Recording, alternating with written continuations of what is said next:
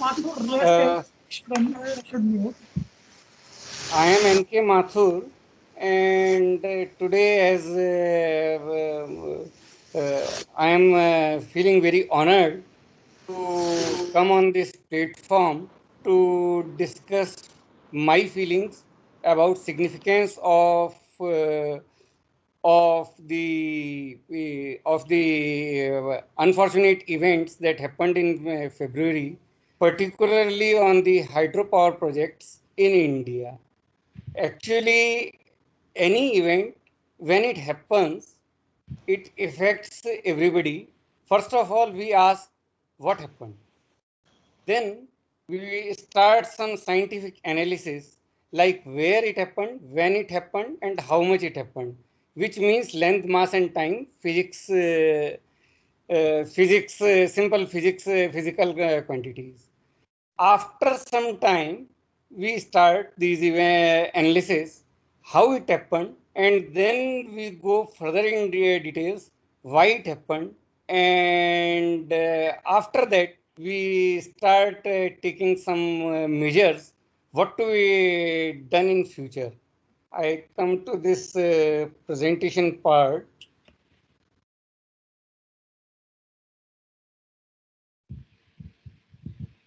This presentation is visible? No, not yet, sir.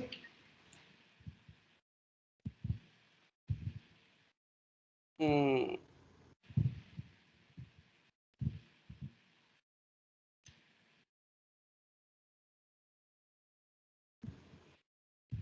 Hmm. Has it become visible? Yes, you can make it full screen. Yes, sir.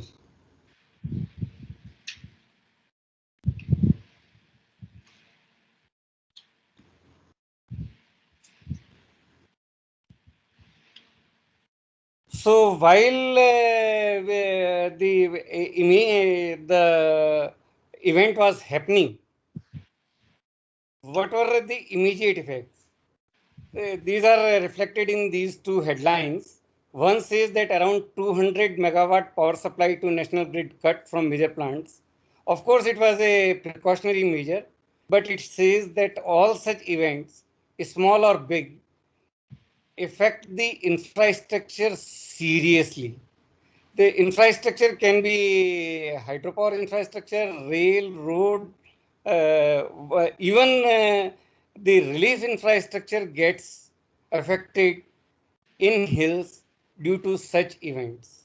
And second thing is, the second headline shows that this confidence in the infrastructure sector is shaken. NTPC tanks 4% as Chamoli Alanchi damages hydropower project. So these type of immediate effects take place, but we are living in a very open society, and people start doing immediate cause effect analysis. I said that first we should see what has happened, how much it has affected, where has it affected, when it has done, what should be the relief measure. But people start immediately saying hydroelectric projects may have contributed to Indian glacial disaster. No scientific analysis is needed. No data collection is needed. When we are busy in doing our job, some other people who have got different type of job start going into their famous targets, against their famous targets, and start saying hydroelectric project may have contributed to Indian glacier disaster. This doesn't mean that the people are against hydropower project only. If it would have been near Chardham Road, then they would have said that the road project has caused the glacial effect. If there is a railway line coming to that, they would have said railway line has affected this. If there would have been any type of development, they would have said the same thing. These are the people who say that hydroelectric projects can be there because they are better environment, but they should be small projects. And Rishiganga was exactly a small project, but for them, small or large, infrastructure has to be targeted. Some of them come with immediately. Look at the date. Date is February 08. Immediately they will come into, we have told you so. They will immediately start saying projects above an elevation of 2200 meters are recipe for disaster. Say the expert. Who are the experts? See the name.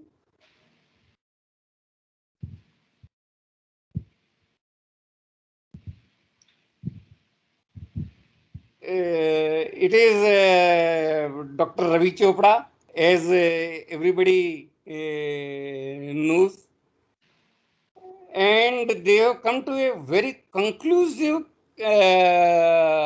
conclusion. This is a paraglacial zone, and combination of snow, water, ice is deadly. A combination wrecks everything in path.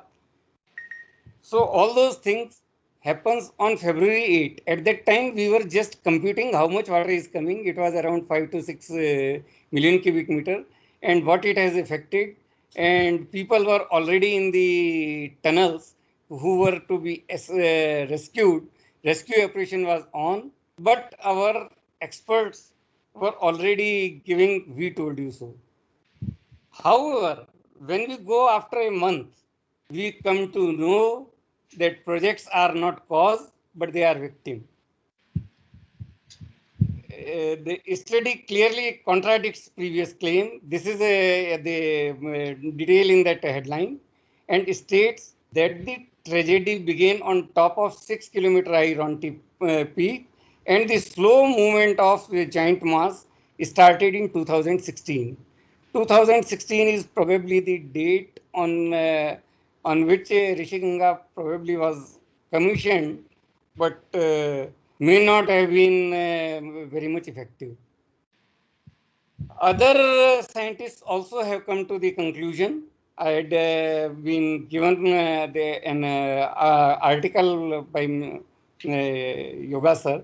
That article is by famous scientist Dave Petley, and he says that our analysis of satellite imagery, seismic records, numerical model results, and eyewitness video reveal that so much of rock, so much of glacier ice collapsed from the steep north face of Runti Peak. So this has got nothing to do with project. Project has been the victim of what it happened. However, now we have to move further. We have to go to the last stage, which is what we should do. How we should take into account, because we are constructing these projects in hilly terrain. Of course, we know that such type of disasters can occur. Such types of disasters will affect our project adversely. So, what we should try to do?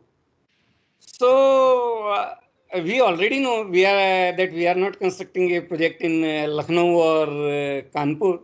We know that the projects are in the hilly terrain. So, we already have got the design parameters in such a way that they take into account the higher values which are typical to their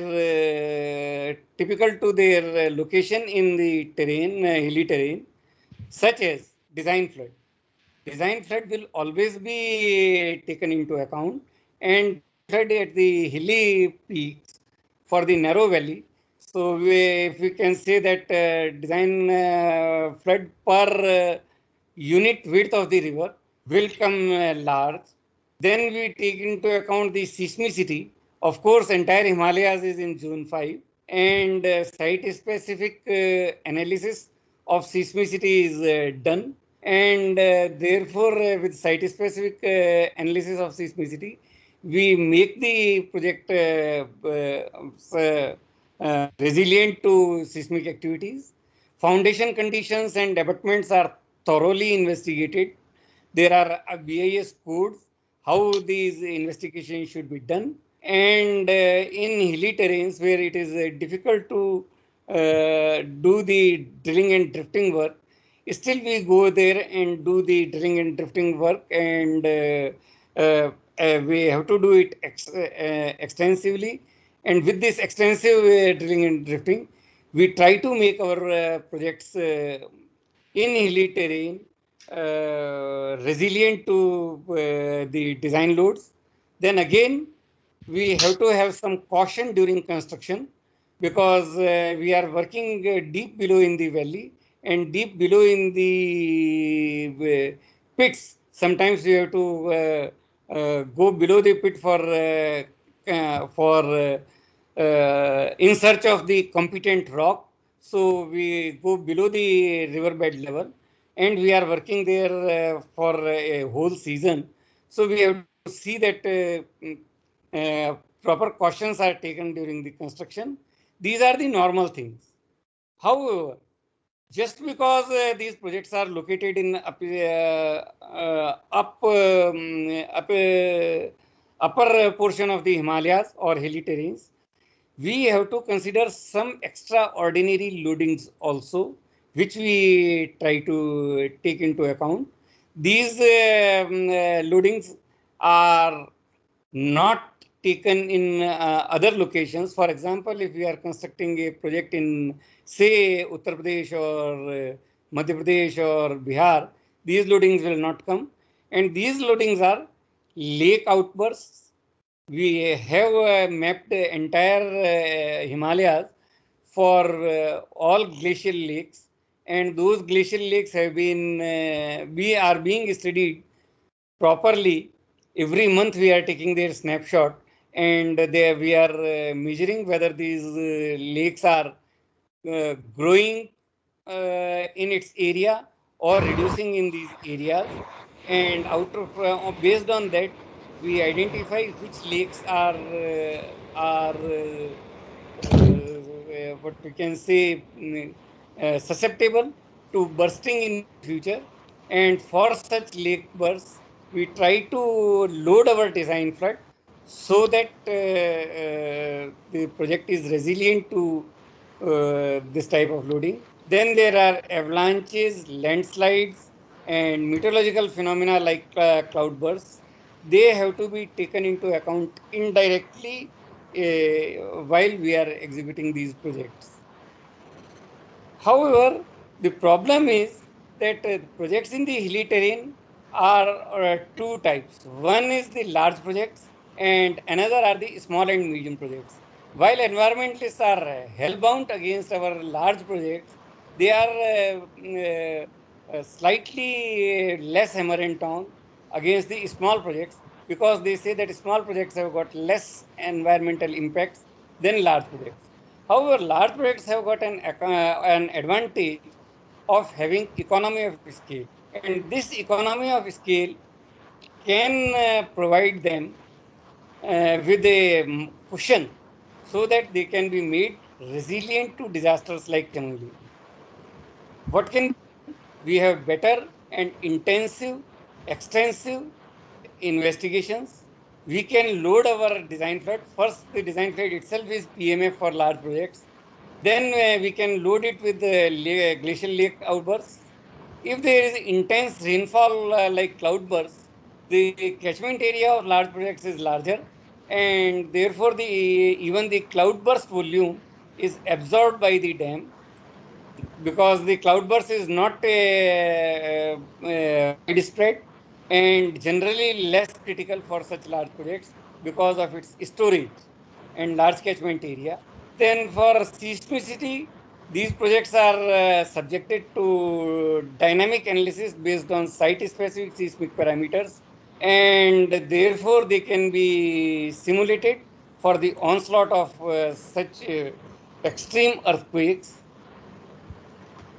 Geological investigations are also directed to ensure the full visualization of foundation and abutments. Sometimes the project authority, with some short-sightedness, sacrifice this aspect because of difficulty in the investigations and hurrying up the detailed project report, saying that these investigations will be done as the construction progresses, but that has got its own cost. So this should be generally avoided. So with that caution, even large projects can be made resilient, can have cushion to go for extensive geological investigations also. Then during construction, extra caution needs to be taken during the construction. For example, in a plain area, we can go for a 25-year return period non-monsoon flow, but in for as a diversion flood, whereas in these projects we can go for a 100-year return period monsoon flow flood to be the diversion flood, so that the entire river is diverted for during the construction period, and the valley, working pit may not be subjected to that type of danger which is associated with construction period floods. And during operation also, we can go for frequent reservoir rim survey for checking the landslides or other sudden mass entering into the reservoir needs to be routine rather than the case to case basis. At present, what we are doing is, like in Tehri, we have done the reservoir rim survey, and we strengthened some of the weaker zones also in this Tehri project. But I think after that one-time reservoir rim survey, probably the reservoir survey rim survey has not been repeated.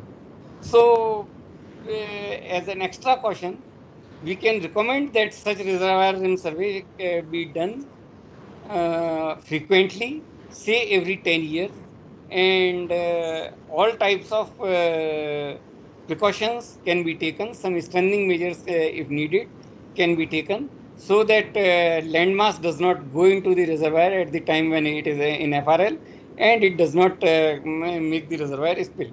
But all these things can be done in case of large projects which are having economy of scales and which have got some cushion. What about the small and medium projects? Small and medium projects cannot be made non-resilient to the disasters like Chamoli, because first of all, the design flood itself is quite less. Many of the projects are designed hardly for a 100-ton period flood. Then effect of lake burst is also cannot be taken stringently. We cannot design a barrage for a very big lake burst. Then, because we are computing 100-year return period flood based on past flood data only, which is somewhere upstream or downstream. So, intense climatological phenomena like our cloudburst, that also gets missed in the computation of design flood. Then investigations are also not that thorough on large projects. They are not subjected to the scrutiny by Central Water Commission and Central Electricity Authority. So sometimes they just rely on general geological study of the area to supplement their limited in situ investigations.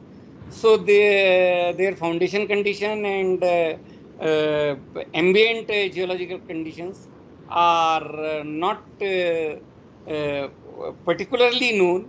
What type of situation is there? So therefore, these type of projects, effects of such phenomena are very intense on these smaller scale projects. Of course, they have got some advantages also. Advantages is that because it is some barrage or small dam, effect of seismicity is less intense. Foundation problems are also less, and construction period is generally smaller, and so probability of incidents during the construction is less.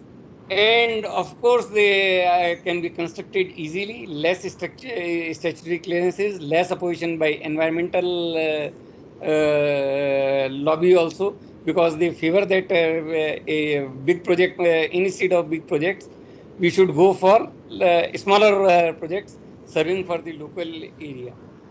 So while small and medium projects are darling for many, the small and medium projects are not resilient to disasters like Chamoli. So what should be done? What is the feasible option? Is it feasible that we abandon all developments and hill, let them live in darkness, without roads, without anything like this, depend upon human or power animal power only? Let them fend with their animal power only? Can we, is that an option? Or is that an option that projects should be allowed only with stringent design conditions? That means every project should take into account leak burst, every project should be done dynamic analysis, every project should have some 12 to 13 boreholes in the bed, and then drifts of kilometers on left bank and kilometers of right bank. Thereby, it will make automatically the smaller projects infeasible. Is that an option? I think both these things are not options. So we have to change the approach. What approach can we change? Actually, this entire situation is not a fault of a particular project authority or a particular project proponent or a particular project area. Even the events like Chamoli have happened 250 kilometers away from the project sites, yet the projects have become victim. And projects like Rishi Ganga could not have been told that you investigate the entire area up to Chamoli or even up to Nanda Devi or where up to that, and then only you construct 13.6 megawatt project, which clearly means that we are telling them just go home, don't construct the small project. So there needs to be a change in approach. So what change in approach is needed? That of course safety measures are needed, but the safety measures have to be in integrated approach manner. We cannot leave these safety measures to an individual project proponent. And project proponent does not mean just hydropower project proponent. Even if a Chardham road is being constructed there, it is again subjected to the same onslaught of the Himalayan events, whether it is glacial lake outburst or avalanche or landslide or anything like that. So we must take into account all these projects coming out in the area, and then we must have a integrated approach for the safety needs rather than the individual approach.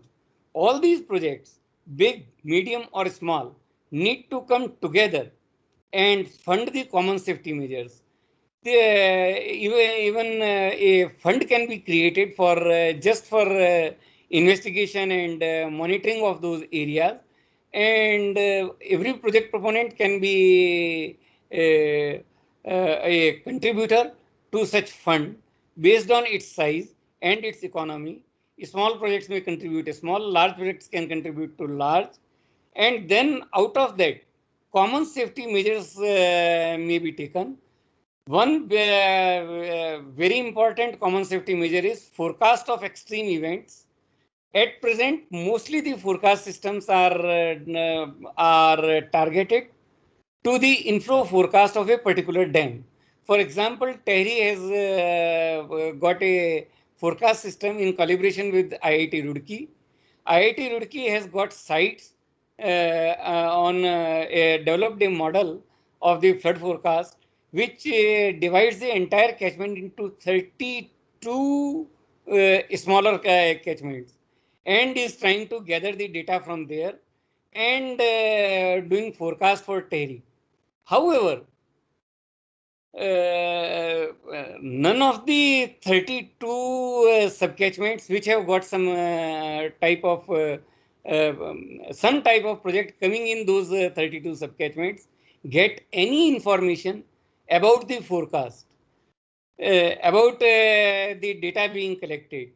There is no mechanism that such information is transferred to all these project proponents who are lying in these 32 smaller subcatchments, who is doing some type of job. It may not be a big hydropower project. It may be a small hydropower project. It may be a road construction project. It may be a big travel facility like a big hotel.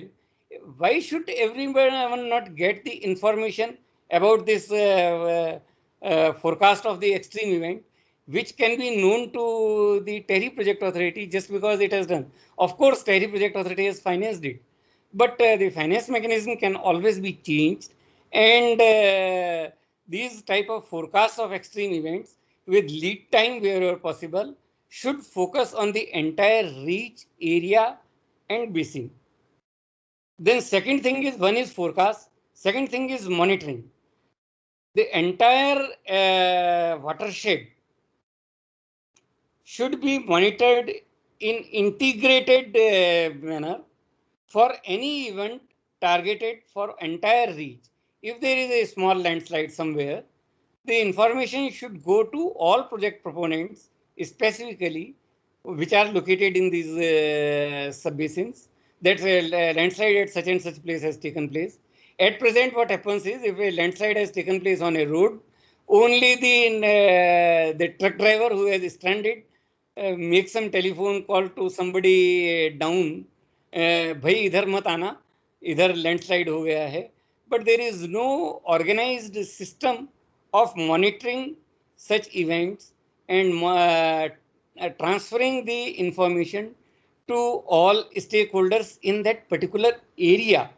So area specific monitoring of the integrated watershed must be done. Nowadays, drone technology has become very popular. So sorties of the drones at a different, at a set frequency for the entire area can be thought of, and those information can be transferred to everybody in this area. Then there are protocols for disaster response. We have been emphasizing that there are emergency action plans and disaster management plans. We have been emphasizing it for large projects, like TERI may have got its emergency action plan and disaster management plan. But smaller projects like Rishi Ganga may not have those protocols in place. So why not these disaster management plans and emergency action plans should be made for the entire area? Why should it be the project basis only? Project basis, the idea of based disaster management plan was that the disaster for introducing the disaster potential, the action of project proponent is maybe to some extent responsible. You are creating a storage, you are creating an elevation. So if the disaster comes, you should make the disaster management plan. So that we can tell to the large project proponents. But smaller project proponents are only the victims. They are not creating large storages. Like Rishi Ganga does not create a large storage. Rishi Ganga does not create a very big hydraulic head, but an avalanche can come and hit it, or a Chamoli type of disaster come and hit it. So why should there be not a disaster response system which takes into account all types of infrastructure projects in those areas, and whether these projects are existing or they are under construction, they should have those protocols, the area-based protocols with them, and then they can be benefited by the collective wisdom that has been accumulated by a system that has been developed as an integrated approach. So this type of thinking change has to come during the operation and construction of the project. And then there is a very much needed thing regarding even the construction of project, even the planning of the project also. We have got geological investigations done, but the geological investigations for large projects, we take into account everything like geology of site, structural features like dip, strikes, outcrop, crushing and shearing strength of rocks, thickness of bedding planes, zones of fractures and weaknesses, water table in the area, etc. All these things we try to investigate for the large project. But for a smaller project, as I have told, they don't come for the structural, for the statutory clearances to CWC and CA, or even in the other areas also, other sectors also. These projects don't go for big scrutiny, and so they invest less in the geological investigations. So again, my thinking is that we should go for a collective approach in that thing also, and the entire area of the Himalayas should have fine resolution information for the entire area about the lithology, about the structure, about the subsurface profiling. Even geophysical investigations can be done for the entire area. Topography, groundwater information, groundwater monitoring stations, and so many groundwater monitoring stations with live data. This type of information can be made and available as a pool to all the project proponents who are working in these areas. And even if some small project like Rishi Ganga, if they are not in a position to drill 12 boreholes in the riverbed, and kilometers of drifting in left bank and right bank or the powerhouse area, still they can get benefit out of these fine resolution information of the entire area. Here I must emphasize that why this SRTM information about the DM has been made available for the entire world. When the World Bank and other financing agencies are working in the countries like Africa or South America, what they find is that there is no topographical survey reliable and fine resolution is available in those areas. So SRTM made its first 90-meter resolution maps, and then 30-meter resolution imageries available to the entire world. And whoever is the project planner anywhere in the world between minus 60 degree in latitude to plus 60 degree latitude has got an approach to all these maps. And nowadays, our even developed countries like India, which has got a GTS survey as old as 1935, is also getting benefit out of these SRTM and ASTM DEMs, and we are able to plan our projects better and with less labor, with less difficulties, just because some sort of aerial information is available. Fine resolution maps are available. So for us, for Himalayan terrain, it is a very smaller area. Some GSI type of agencies or some pool of the project proponents can always map every square inch of that area for geological informations on all these aspects. Some groundwater monitoring instruments can always be placed in a grid, which give a live information to all the project proponents and people in the area. So if this type of aerial information is available, if this type of geological investigation has been done for the entire area, site in specific information Even if it is available slightly less in quantity and quality to the smaller projects, they can live up to it and they can survive. They can make their projects survive such onslaughts.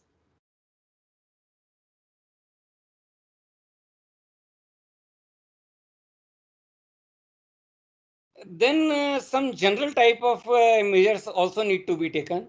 For example, entire reservoir reach from origin of the river up to the last project needs to be investigated, and this liability can be put on bigger project proponents, that they should just not survey the reservoir reach, but they should go up to the origin of the river also, and they can have some longitudinal section and cross sections at various intervals ready, so that they can analyze the risk, and they can be prepared for some unfortunate event.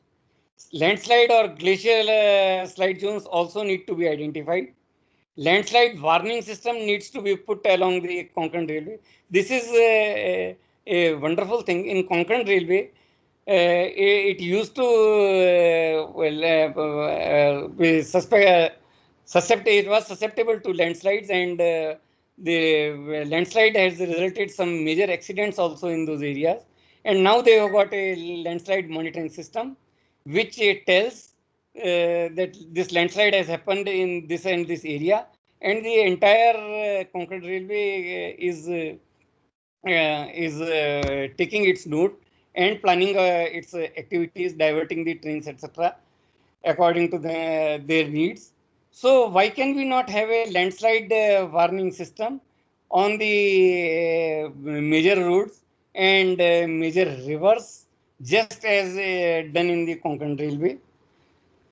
Then we should also monitor the sudden rise or fall in the river levels, particularly in non-monsoon, because if in the non-monsoon there is sudden rise in the level or sudden fall in the level, then there is a landslide dam that has come into it. Of course, we cannot put gauge river gauges at in the entire reach, but definitely satellite monitoring where the river width has increased or decreased can be monitored frequently or in automatic mode whenever there is a increase or decrease of the river width, say by 10% in 24 hours. We immediately come to know that there is some type of landslide has happened in the river, and for that artificial intelligence and machine learning has to be applied to the satellite imageries, and then physical monitoring of that place can also be done once the artificial intelligence or machine learning triggers the warning that some sudden rise or fall in the river level at such and such place has taken place. Similarly, intense rainfall events or cloudbursts also needs to be monitored. And what I gathered from net is that Konkan Railway type of landslide monitoring, it has got some web cameras spread over areas with image processing for movements that is monitored through artificial intelligence and Internet of Things. Then there are vibration sensors placed in the grid, then soil moisture sensors, accelerometer sensors, temperature sensors, then GPS, DGPS placed at various places, so that in the event of something happening, we may know at what level and this thing has taken place. Then, of course, we have to depend on a foolproof communication system for conveying the data, because whenever there is a Chamole-like incident, the first thing that is hit is the communication system. And if the communication system fails, then entire our monitoring systems and warning systems, everything goes. So we have to have a hybrid type of communication system. Of course, we need to have our GSM type of this mobile networking. We may have to resort to satellite phones and satellite monitoring systems, and then so many other types of communications like meteor burst system or whatever, which does not fail whatever happens on the earth. And of course, we have to have a great analysis and warning system at place, which is responsive to any such odd trigger or odd warning. Because, for example, Central Water Commission has got a great flood forecasting system, which is functioning in monsoon. But in non-monsoon, when Chamoli event took place, the system had to be brought into awakening immediately.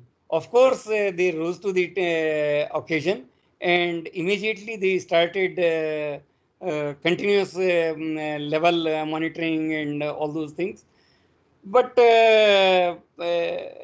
this type of system has to be strengthened, and for every aspect, that is vibration sensor, soil moisture, groundwater changing, or level change in the river system, or anything like of the any change that is that takes place, the analysis and warning system at the odd times, which can be awakened at the odd times, needs to be placed, because when it is expected in flood season, flood is expected, so everybody will be ready.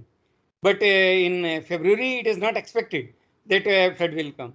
At that time, if the flood system can be awakened in a very small time frame, then that is useful. Otherwise, that is not useful. So now we should concentrate much on the advanced technologies like GIS, Internet of Things, and image processing. And with these type of measures, that means area-based geological informations available to be made available for planning, area-based monitoring system, area-based warning system, and area-based disaster management system, if they can be placed in position, and this can be done. Of course, finance has to be created in an innovative way. Finance has to be created through some common pool, because no single project can take the load of such type of extensive system. And a smaller project looking to larger project, कि वो अपने आप करेगा, वो अपने आप road बनाएगा, वो अपने आप फोरकास्ट सिस्टम बनाएगा, हम तो उन्हीं से ले लेंगे कुछ data. This type of attitude may go with this type of common wisdom sharing, and with this type of arrangement, I am sure that hydropower projects can sustain the onslaught of such extreme events and can contribute to the green energy of the nation. And not only hydropower projects, but every infrastructure project in the area can be benefited with these measures. Thank you very much. Thank you, sir. Thank you, Now sir. is the time for questions. Participants, if anybody has any question. Okay, Dr. V.K. Sharma. So please unmute yourself and ask the question.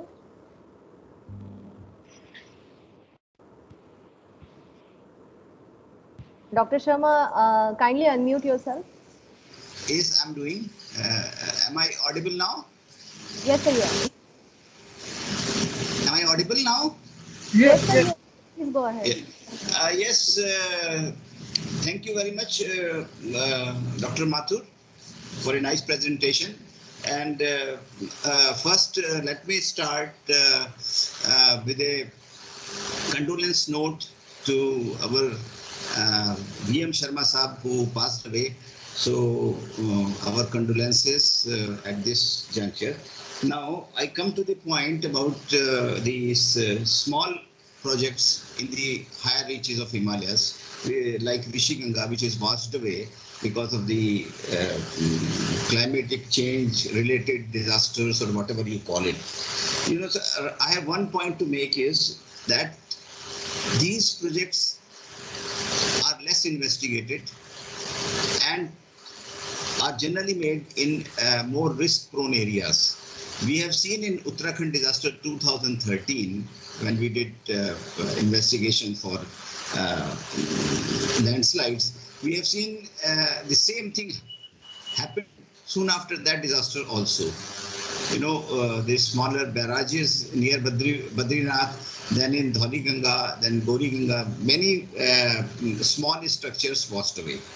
Now, the only point I want to make is you have covered all the things. I just want to add one thing is that the risk analysis, but with respect to the landslides and avalanches. It is a important part. And the another thing what I feel is then we should put these restrictions and make a new guidelines of the CWC. We have a lot of guidelines as far as the major projects are concerned, but we hardly have the solid guidelines for the projects which are coming in the high altitude areas or the areas which is having 20, which is lying more than 2,200 meters. So that is one point.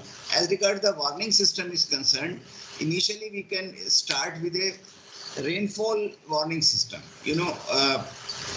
Rainfall threshold values be calculated in that areas, that if that rainfall exceeds this limit, then there are chances for the landslides to occur. So that is a very simple mechanism based on the earlier record of the rainfall that should be initially be started.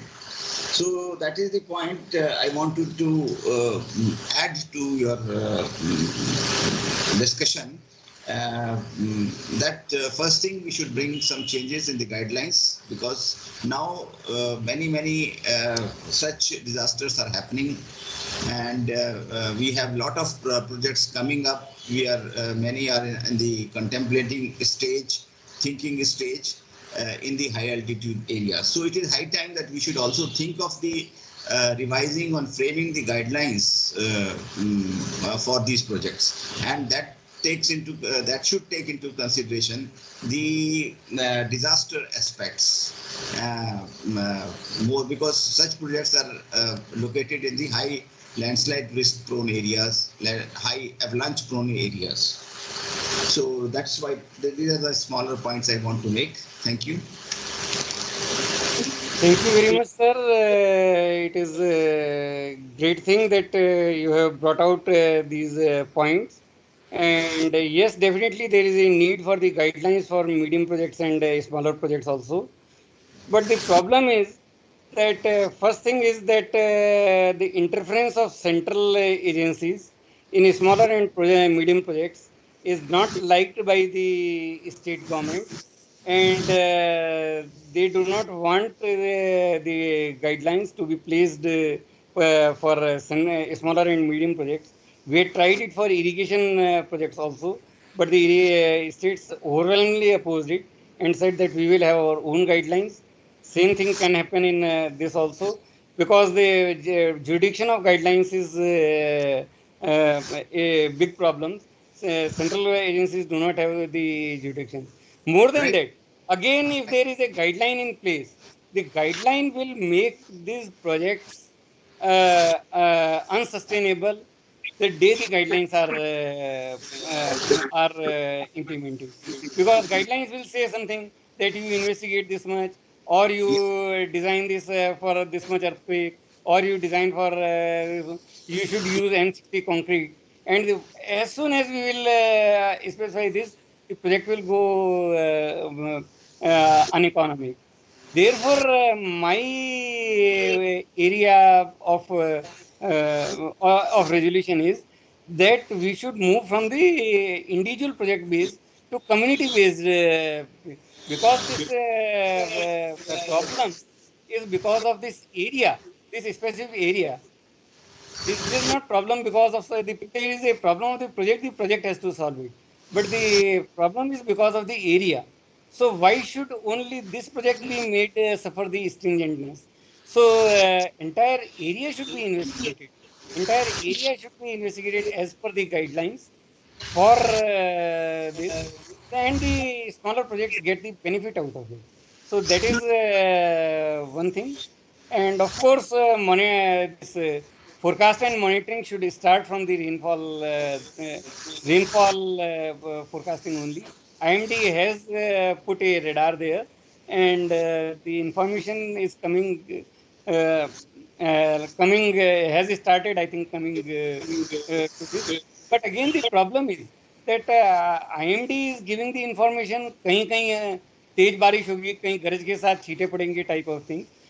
Yes. That thing is not going to help in the area. Tehri has got a specific information which says that this type of garage के साथ छींटे कहीं कहीं तेज बारिश will make my water level rise by say 3 meters in next 24 hours.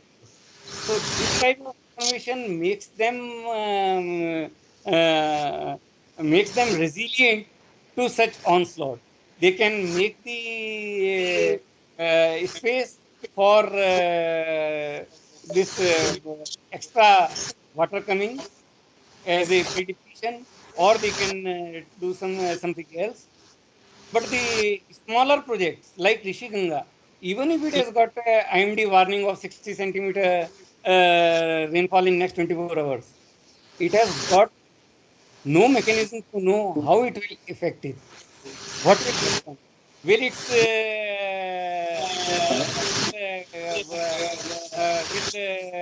wash away its one of the critical bay, Okay, or okay. will it make its abatement slide? So more important thing is that these type of monitoring of data is converted into a specific information, and this information can be used by everybody. Once we know that at a particular level the landslide may have happened because there is a loose type of thing, then everybody is got benefited. A small project is also got benefited. The road project will also get benefited. The railway line will also get benefited. The tourism industry will also get benefited. So that type of change in approach is my answer. I hope your concern is well taken. Thank you. But when we plan, but when we plan such a project in such an high altitude areas, which is already prone to landslides and avalanches, so that aspect also has to be considered before conceiving project in such areas. Correct. अब बात करते हैं रात में.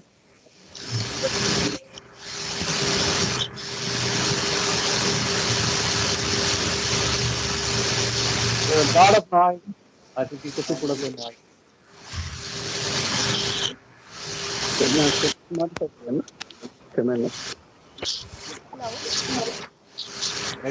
Edmund may think of putting up the mic. Or people travel कर सकती हो 6 to 8 months. Mr. Arora, kindly ask your question. Yeah. Very wonderful presentation by Mathur Saab. He has given all the aspects of the hydropower projects. One thing I want to say that he has really pointed out that there should be integrated system for earthquake monitoring, landslide monitoring, geological investigation, and warning system, etc. But who will coordinate that? This is a main problem. One project is dependent on other project. Downstream project says that upstream project has to do it. For example, in our Tehri, we had installed the flood, this early warning system from our downstream of Kodeshwar Dam to Rishikesh. But a range from Srinagar to Devprayag, we have tried our best from the Disaster Management Authority, Uttarakhand and Srinagar project, that they should install at least from the Srinagar to Devprayag, but we could not succeed it. So my suggestion is that CWC should take, that is a nodal agency, if we really want to say that the hydropower has to go ahead, the CWC has to take the initiatives and coordinate between the projects in the downstream and upstream area. This is my suggestion. Mathur Saab. Yes, sir. Your suggestion is very correct. Saudi- Some sort of central agency has to take into has to play its role in flood forecasting. This can be the agency. In meteorological forecasting, the agency can be IMD. In landslide monitoring, some other agency like geological investigations, it needs to be GSI. Or I would rather suggest that consortium of the project should form their own agency. For example, many people may be remembering that when the mobile system came to India, the GSM network started taking place in the country. And at that time, some Tata, AT&T, and so many operators were there who were putting their towers and doing the networking. So one day somebody thought that यार यहाँ पर south x में Tata AT&T वाले ने भी अपना tower लगा रखा है, एयरटेल वाले ने भी अपना टावर लगा रखा है, हच वाले ने भी अपना टावर लगा रखा है, 3-4 टावर पास पास में लगे हुए हैं, हमने 4 गुना इस पे पैसा खर्च किया है, एक दूसरे की हम कंपटीशन करते रहते हैं, तो ये हम क्यों अपनी एनर्जी भी वेस्ट कर रहे हैं और देश का पैसा भी वेस्ट कर रहे हैं, और हम इस सेक्टर को जो है अनवायबल भी बना रहे हैं. And then they constituted a company called mobile infrastructure company limited. Its share was with all the four agencies at that time who had got licenses. The equity was in the proportion of the number of subscribers each one had. And after that, they were constructing only one tower in an area. और उसके बाद में चारों कंपनियां आके अपने equipments उस tower के ऊपर लगा देती थी और इंफ्रास्ट्रक्चर कॉर्पोरेशन को वो उसका किराया देती थी. तो जितना यूज करेगा उतना वो इंफ्रास्ट्रक्चर कॉर्पोरेशन का के पास उसका पैसा चला जाएगा. 4 टावर में से सिर्फ एक ही टावर लगाना पड़ेगा, 3 टावर आपका का पैसा बच गया सभी कंपनियों का. और इंफ्रास्ट्रक्चर कॉर्पोरेशन का जो बेनिफिट होगा वो बेनिफिट चारों कंपनियों को इक्विटी के ऊपर बेनिफिट भी मिल जाएगा.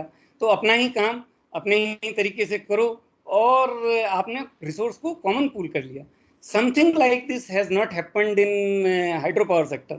For example, अरुणाचल प्रदेश की अभी हम बात कर रहे थे. अरुणाचल प्रदेश में बहुत सारे प्रोजेक्ट्स एलोकेट हुए. Most of the projects were in the reaches which were unapproachable. तो हम किसी प्रोजेक्ट प्रोपोनेंट को कहते थे कि भाई तुम अपना काम शुरू क्यों नहीं करते, तो वो कहते सर नीचे एक रिलायंस का प्रोजेक्ट है, हम सोच रहे हैं कि रिलायंस के उस प्रोजेक्ट पे, वो तो बहुत बड़ा प्रोजेक्ट है, वहां तक जब रोड आ जाएगी तो फिर हमको बची हुई रोड जो है उस प्रोजेक्ट से आगे ही हमारे प्रोजेक्ट तक लानी पड़ेगी. Excuse me, sir. This mentality has resulted that in Arunachal Pradesh not a single brick has been laid on any project. तो उनसे भी मैंने यही कहा यार आप लोग सब मिलके एक रोड क्यों नहीं डाल लेते, आप पर मेगावाट या पर समथिंग उसको कॉस्ट को शेयर कर लीजिए और इंफ्रास्ट्रक्चर को क्रिएट कर लीजिए. जितने भी उस एक रीच पे हैं वो सब लोग मिलके उस रोड को बना लें. अगर उन्होंने बना ली होती तो शायद है कि वो प्रोजेक्ट आ गए होते. मुझे नहीं मालूम कि आ गए होते या नहीं आए, पर शायद वो आ गए होते. लेकिन अगर उन्होंने ये नहीं किया तो डेफिनेटली वो प्रोजेक्ट नहीं आए. So this type of cooperative approach is needed. CWC अपना काम करेगी, GSI अपना काम करेगी, पर वो प्रोजेक्ट के डायरेक्ट बेनिफिट के लिए सामने नहीं आएगा. वो specific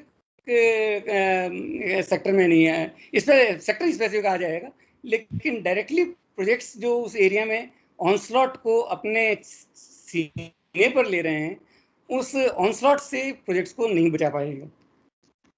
Excuse me, sir. Madhu, sir. I would now like to request Mr. Balraj Joshi to share his views on today's presentation.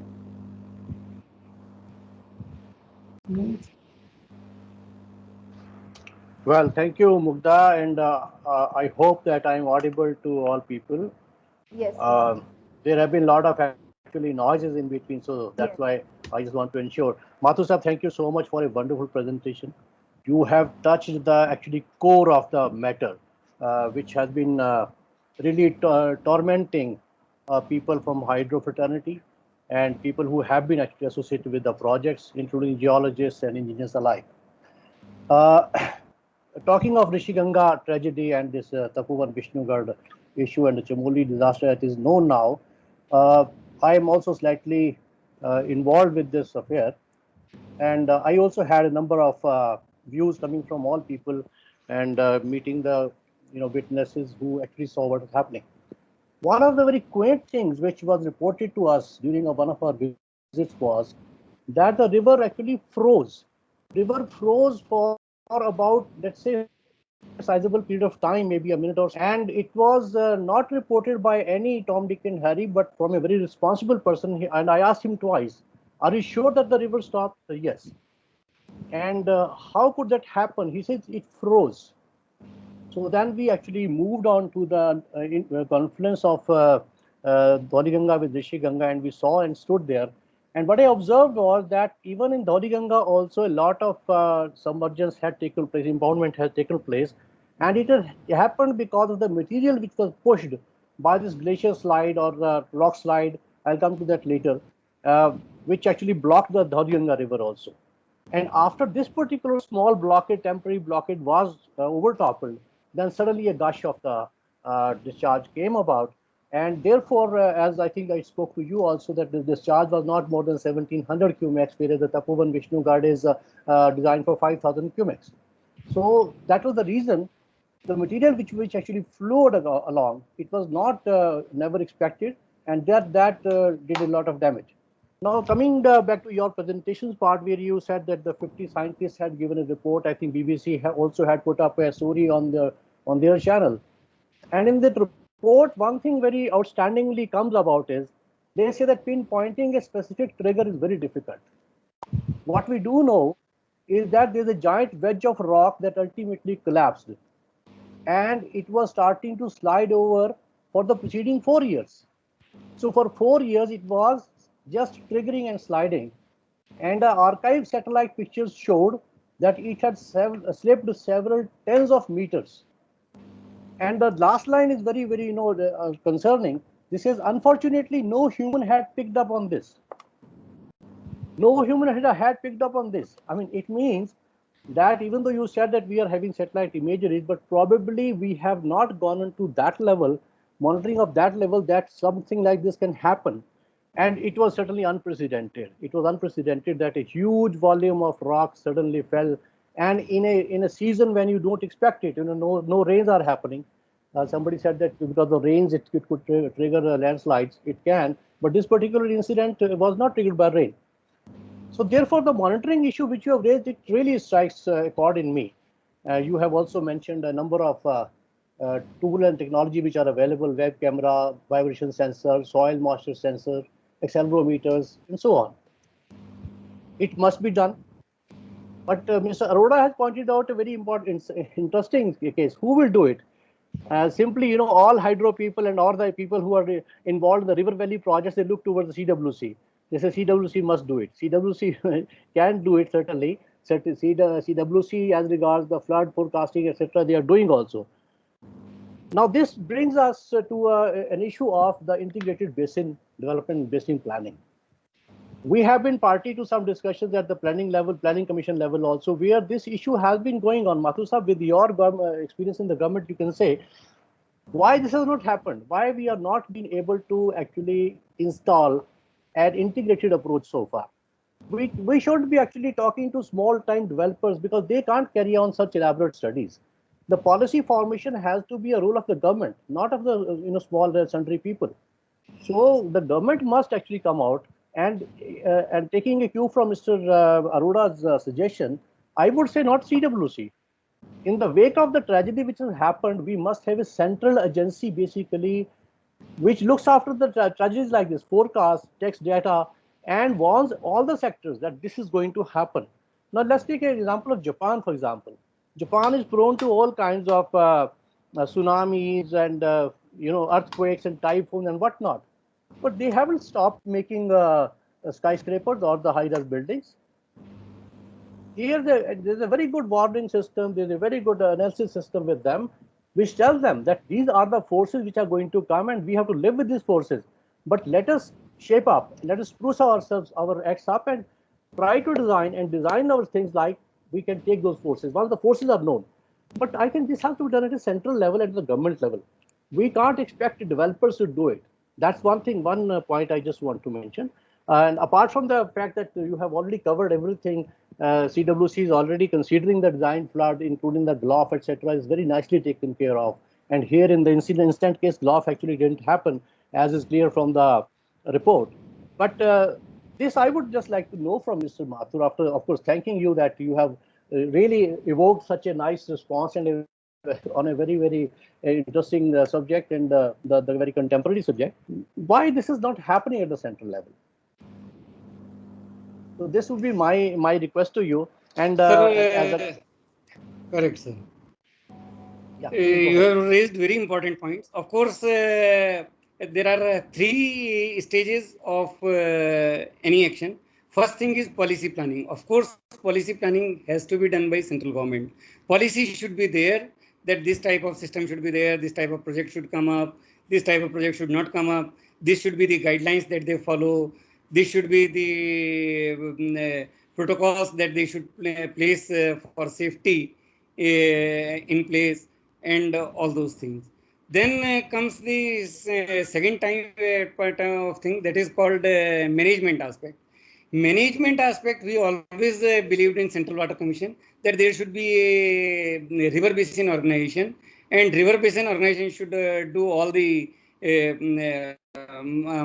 micro level planning and operation and managing the water resources. But third thing is that this particular thing, what I consider is that the small players in the area are spread it across the sectors. This type of events hit telecommunication, this type of events hit roads, this type of events hit buildings, this type of events hit tourism, in addition to, of course, these hydropower projects. So to me, the third level of thing, which is called action, the action should be some sort of stakeholders consortium. For example, you just said that everybody was seeing this latch lock, rock latch, which was hanging for some 6 to 7 years, and but nobody made it. Nobody took note of it. Why should one take note of it? Just because it might be somebody's even job. For example, we can say that GSI will always look into this. It may be its job. Fine. Even if it's job, he misses it, he can lose his job. But what the area lost? Area lost its infrastructure. Area lost its confidence in the infrastructure. So some sort of stakeholders participation in this type of monitoring and in this type of protocols placed is a must, because then they will monitor each and every small thing happening. सबसे पहले जब agency